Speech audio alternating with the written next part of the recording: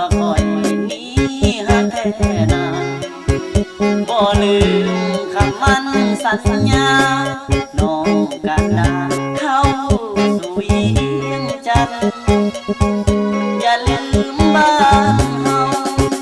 บ้านเก่าคือคำสะอี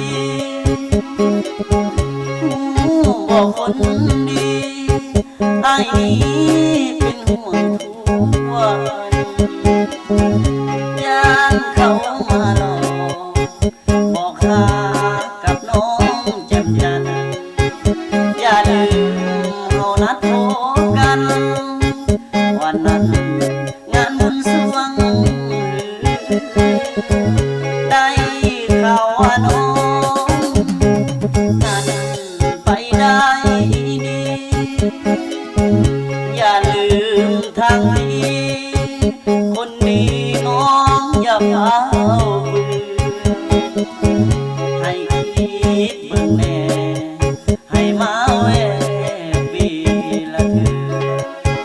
สามีก็สุขเขาลือที่น้องยามบ้านของยังท่าอยู่เด้ออย่าเพ้อไปมีผู้ใหม่อ้ายนี้ตั้งใจอย่าหวั่นไหวอ้ายยังคือเก่ารอน้องวันกลับอยู่คำสะอีแฟนเฮาน้องอย่าไปหลงมัวเมาอย่าไปหักเขาให้คิดเห็นอ้าย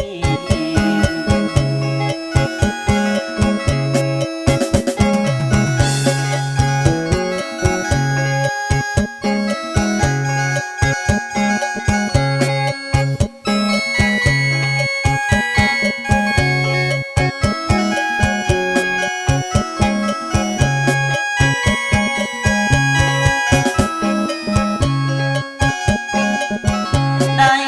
ข่าวว่าน้องนั้นไปได้ดีอย่าลืมทางนี้คนดีน้องอย่าเฝ้าให้คิดเบิ่งแน่ให้มาแวะปีละเทื่อสามีก็สุขเขาลือที่น้องยามบ้านของยังท่าอยู่เด้ออย่าเพ้อไปมีผู้ใหม่อ้ายนี้ตั้งใจอย่าหวั่นไหวอ้ายยังคือเก่ารอน้องวันกลับอยู่คำสะอีแฟนเฮาน้องอย่าไปหลงมัวเมาอย่าไปหักเขาให้คิดเห็นอ้าย